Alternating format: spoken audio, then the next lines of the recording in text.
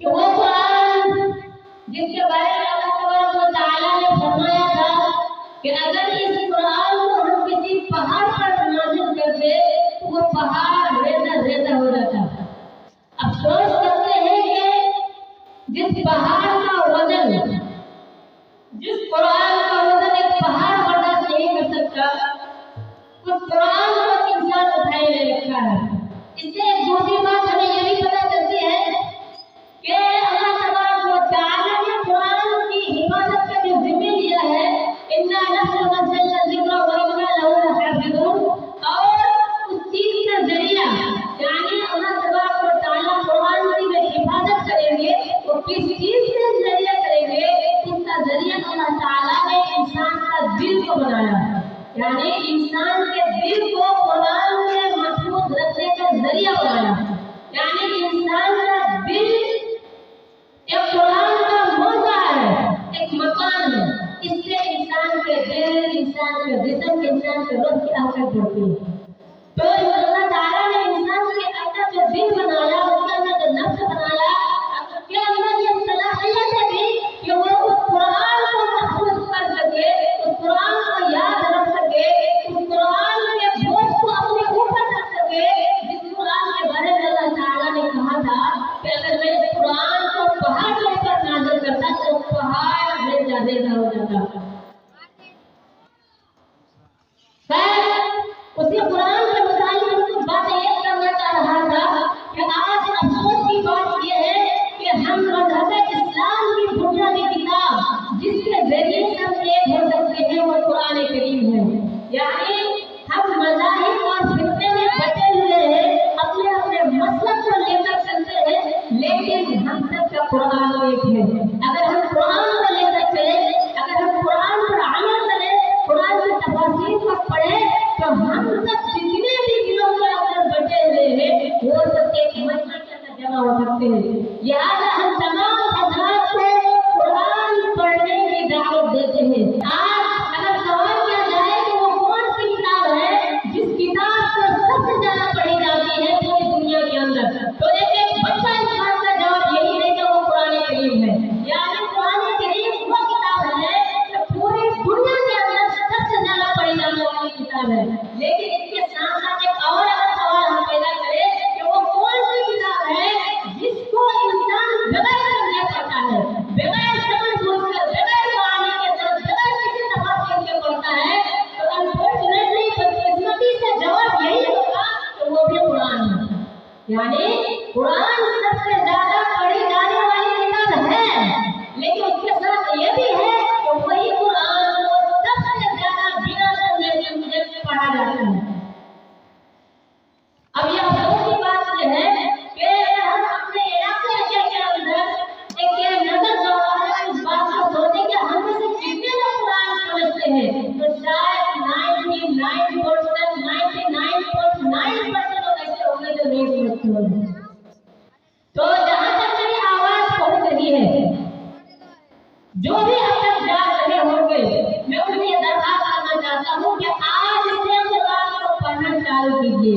اگر آپ پڑھنا نہیں جانتے تو ہمارے پاس آج کل موبائل ہے، موبائل کے ذریعے سے قرآن کو سن سکتے ہیں، موبائل کے ذریعے سے قرآن کی تفاسیر کو سن سکتے ہیں، موبائل کے ذریعے سے قرآن کے تراجم، ان کے معنی، ان کے محل استشہار، ان کے مفہوم، ان کے مسائل، قرآن کے متعلق ساری چیزیں الحمدللہ قرآن کی طرح موبائل کے اندر موجود ہے، ہم سن سکتے ہیں، سمجھ سکتے ہیں۔ لہٰذا آج اس بات کو عزم کیجیے کہ ہم کو قرآن کو پڑھنا ہے۔ اگر پڑھنا نہیں آتا تو موبائل سے سننا ہے، اگر موبائل سے نہیں چلانا آتا تو کوئی ایسا بندہ جس کو قرآن پڑھنا آتا ہے اس سے ہم قرآن سنیں گے۔ آپ کا بیٹا ہو سکتا ہے، آپ کا بھائی ہو سکتا ہے، آپ کا بھتیجا ہو سکتا ہے، آپ کا پوتا بھی ہو سکتا ہے، ہر وہ انسان جس کو قرآن نہیں پڑھنا آتا ہے وہ اس کو پڑھے جس کو قرآن آتا ہے۔ اگر ایک چھوٹے سے بچے کو بھی ایک سورت یاد ہے، ان کو اگر قرآن پڑھنا آتا ہے تو آپ ان سے کہیے بابو مجھے پہلا قرآن کی آیت سنا دو، مجھے پہلا آیت دکھا دو، میں بھی سیکھ لوں گا۔ اس میں کوئی شرم کی بات نہیں ہے۔ آپ ذرا سوچیے جب ہمارا سر کا بال بڑا ہو جاتا ہے تو کیا ہم اپنے بال کو کٹوانے کے لیے نائی کے پاس نہیں جاتے؟ उसमें क्या हमें शर्म की बात आती है? इसको तो छोड़िए, उससे आगे और मिसाल ले लीजिए। जब हमारा कोई जूता या चप्पल या कुछ फीता टूट जाता है, हम उसको सुधारने के लिए हम ना इसके पास जाते हैं, चमार के पास जाते हैं, जूता ठीक करने वाले के पास जाते हैं। एक घटिया काम, घटिया तो नहीं कर सकते, बल्कि एक कम करने वाला काम, एक चप्पल का टूट जाने वाले काम, उसकी हम इस्लाह करने के लिए जब एक चमार के पास, एक मोदी के पास जा सकते हैं, तो वो कुरान, वो अजीब किताब जो जिसके बारे में कहा गया है कि जो उसको पढ़ेगा क़यामत के रोज वो किताब उसके लिए गवाही देगा कि अल्लाह इसने मुझे पढ़ा था, अपनी बड़े तुमने नहीं, ये मेरे अल्लाह मैंने इसको रात को सोने से रोका था, ये बंदा था जो मैं रात को पढ़ा करता था, सब नहीं थी, तो मेरे लिए मेरा सफर इस बंदे के सिलसिले में कबूल फरमा लीजिए। वो कुरान आपके लिए आखिरत में गवाही देगा, तो वो कुरान आखिरत में आपके लिए गवाही देगा, तो उसको हम क्यों नहीं पढ़ सकते? उसको हम दूसरे बंदे से क्यों नहीं सीख सकते? दोनों सीख सकते। जब हम एक चप्पल को सीधी करने के लिए, किसी इंसान से ठीक करने के लिए हम शर्माते नहीं है, जब कुरान सीखने के लिए क्यों शर्माए मेरे भाई? क्यों शर्माए अगर शर्म की कोई चीज नहीं है? इल्म का सीखना, चाहे वो कुरान हो, किसी तरह का भी नॉलेज हो, उसमें कोई बात नहीं, आप उसको सीखिए, जहाँ से आपको सीखना मिले उसको सीखिए। आज हमारे पास एक आइडिया मिला हुआ है, हम उम्मत मुहम्मदिया है, उम्मत मुहम्मदिया के अंदर आपको हजारों ऐसे आइडिया मिल जाएंगे जो कि बड़े होने के बाद कुरान सीखा, बड़े होने के बाद कुरान सीखा, अलग बात आसेगा। शेख सादी रहमतुल्लाह अलैह का बहुत मशहूर आलिम है, बहुत मशहूर आलिम हुए हैं। उनके बारे में आता है कि जब उनकी उम्र 40 साल हो गई, कितने साल? 40 साल जब उनकी उम्र हो गई तो उनको ख्याल आया कि मुझे कुछ पढ़ना सीखना है। वो जब मदरसे के अंदर गया पढ़ने के लिए, तो जब हम पढ़ते हैं अलिफ बा ता, तो इनकी जो तलफ्फुज़ होती है, जो इनको अदा किया जाता है, ये कुछ मुश्किल अल्फाज होते हैं। बचपने में जब हम सीखते हैं तब मुश्किल होता है। जब मदरसे के अंदर इन अल्फाज को सीखना शुरू किया तो ये अल्फाज उनको बहुत ही ज्यादा मुश्किल लगे, उनकी जबान नहीं पलट रही थी, क्योंकि 40 साल तो बच्चे तो थे नहीं, 40 साल उनकी उम्र थी, और 40 साल में इंसान की जबान मोटी हो जाती है, उनका दिमाग भी बहुत हो जाता है, उनका जिस्म भी तवाना मजबूत हो जाता है, लिहाजा उनकी जबान नहीं पलट रही थी। उनको गुस्सा आ गया कि मैं कहाँ पढ़ने के लिए आया, मेरे को जबान ही नहीं पलट रही है, मेरा तो पढ़ाई नहीं हो पा रहा, मैं तो पढ़ ही नहीं पा रहा हूँ। जिस तरह के आजकल के बड़े लोग भी इस चीज की शिकायत करते हैं कि हम तो नहीं सीख पाते, हमसे पढ़ाई नहीं हो पाती, हम नहीं सीख पाते। ठीक इसी तरह शेख सादी रहमतुल्लाह अलैह के दिमाग में एक बात आई कि मैं इस पढ़ाई को नहीं सीख सकता, लिहाजा उन्होंने अपने दिल के अंदर ठाना कि मैं खुदकुशी करके मर जाऊंगा। तो खुदकुशी कहाँ करनी है? उन्होंने कुएं का इंतखाब किया कि मैं कुएं के पास जाऊंगा, वहां डुबकी लगा के अपनी जान दे दूंगा। लेकिन जब शेख सादी रहमतुल्लाह अलैह वहां पहुंचे, वहां कुएं से जो पानी उठाया जा रहा था जिस रस्सी के द्वारा, वो रस्सी बार-बार ऊपर नीचे करके घिस रहा था, और घिसते घिसते वो कुछ उसके अंदर घिस चुका था, मोटी रस्सी घिसते घिसते पतली हो चुकी थी। तो जब इस चीज को उन्होंने देखा तो शेख सादी रहमतुल्लाह अलैह के दिमाग में एक बात आई कि मेरी जबान तो चमड़े की है, और मैं जिसको देख रहा हूँ ये रस्सी, ये तो पटुआ का बना हुआ है, ये तो मजबूत चीज है, ये जब बार बार कुएं के अंदर घिस सकता है तो हमारी जबान जो कि चमड़े की है, ये क्यों नहीं घिस सकती? तो मैं उसके दिमाग में बात आई, फिर दोबारा उन्होंने मदरसे में गया, और जाने के बाद बार बार मेहनत शुरू किया कि जो जबान मेरी नहीं घिस रही थी, इसका मतलब यह था कि मैं ज्यादा ट्राई नहीं किया था, मैंने ज्यादा कोशिश नहीं की थी, या तो दोबारा मदरसे गया। जाने के बाद उसी जबान से, उसी दिमाग से, उसी अकल से, उसी मोटी जबान से, उसी तवाना जिस्म के साथ दोबारा उन्होंने पढ़ना शुरू किया, और पढ़ने के साथ साथ अपनी मेहनत के करने के बावजूद अपनी दुनिया के अंदर एक नाम दिया, और उसको शेख सादी का लक़ब मिला, जो कि फारसी दुनिया के बहुत ही बड़े आलिम बने बाद में। इससे हमें बहुत बड़ा सबक ये मिलता है कि हम बड़े हो या छोटे, इससे कोई फर्क नहीं पड़ता, हमारे दिल के अंदर वो आग होना चाहिए, हमारे दिल के अंदर वो हौसला होना चाहिए, हमारे दिल के अंदर वो تھا. اگر ہمارے دل کے اندر وہ جذبہ، وہ حوصلہ، وہ یقین، وہ عزم ہوگا تو کوئی ایسا کام نہیں ہو سکتا جو ہم نہیں کر سکتے. کوئی ایسا کام نہیں ہے دنیا کے اندر کہ ہم نہیں کر سکتے، لیکن شرط یہ ہے کہ ہمارے دل کے اندر عزم ہو، حوصلہ ہو، یقین ہو، بھروسہ ہو.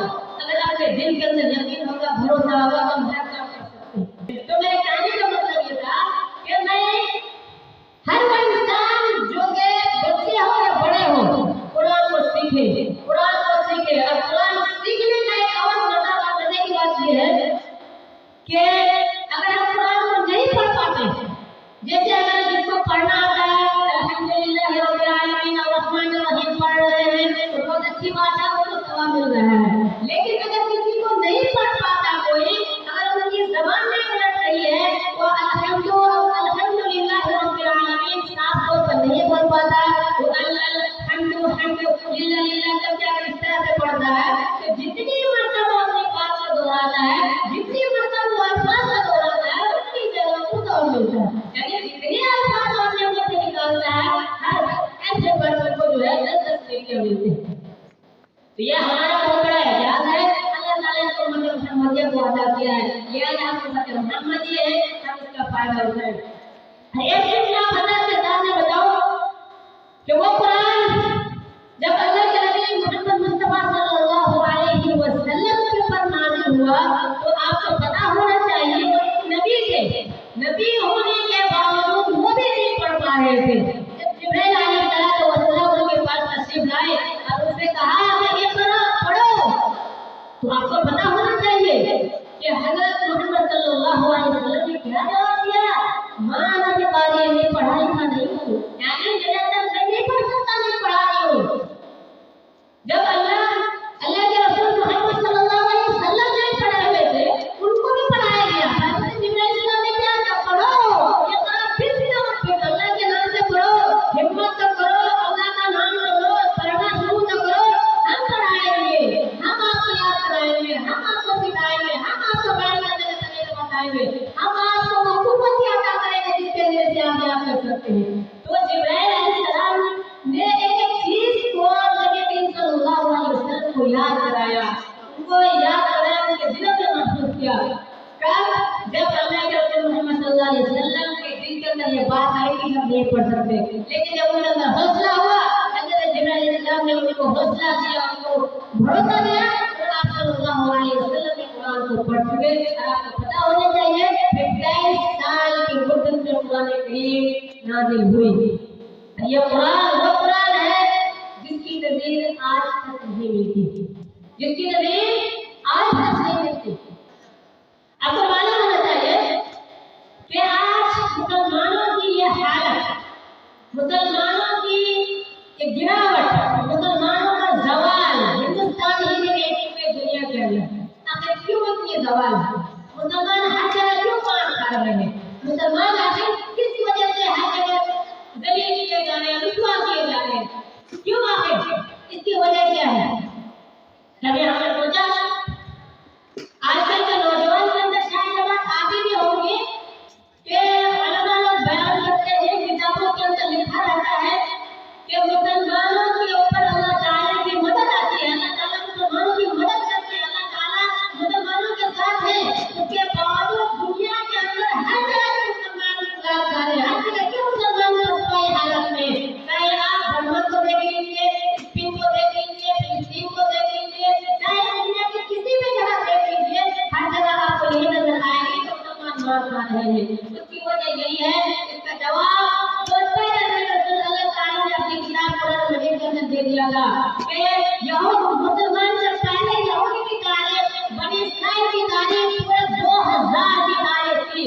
ان کے اندر انہوں نے بتا دیا تھا کہ جو بنی اسرائیل کی امت تھی ان کو ہم نے کب نیچے گرایا، کب اٹھایا. وہ سارے طریقے لکھے ہوئے کتاب کے اندر کہ بنی اسرائیل نے کون سا کام کیا جس کی وجہ سے ان کو اوپر اٹھایا گیا، اور کون سا کام کیا جس کی وجہ سے نیچے گرایا گیا. تو ہمیں ان کاموں سے بچنا پڑے گا کہ جس کام کی وجہ سے اللہ تعالیٰ ہمیں راضی ہو. اس کی سب سے بڑی وجہ یہ ہے کہ اللہ تعالیٰ نے وعدہ تو کیا ہے کہ ہم غلط رہیں گے، جیسے کہ کہا ہے وَأَنْتُمْ لَا تَعْلَمُونَ إِن كُنتُم مُؤْمِنِينَ، اگر تم मोमिन हो तो तुम्हें बुलंद रहोगे, तुम ये बुलंद रहोगे। लेकिन शर्त है वअंतुमुल आलाऊन इन कुंतुम मुमिनीन, अगर तुम मुसलमान हो, अगर तुम मोमिन हो। लेकिन जब अहादीस का मुताला करते हैं, तफसीर का मुताला करते हैं, तो सैकड़ों ऐसी अहादीस हमारे सामने आती है जो अहादीस हमसे ये बता रही है कि मुसलमान नहीं हो। दो तरह अहादीस आप हज़रात के सामने पेश हो। एक हदीस अल्लाह के रसूल सल्लल्लाहु अलैहि वसल्लम ने फरमाया वल्लाहि ला युमिन, जब फरमाया वल्लाहि ला युमिन, वल्लाहि ला युमिन, वल्लाहि ला युमिन, 3 मर्तबा का अल्लाह के रसूल ने कि वो शख्स कभी भी कामयाब नहीं हो, वो शख्स कभी भी मुसलमान नहीं हो सकता। अल्लाह ताला की कसम खाकर फरमा रहे हैं कि वो शख्स कभी भी कामयाब नहीं हो सकता, वो शख्स कभी भी कामयाब नहीं हो सकता।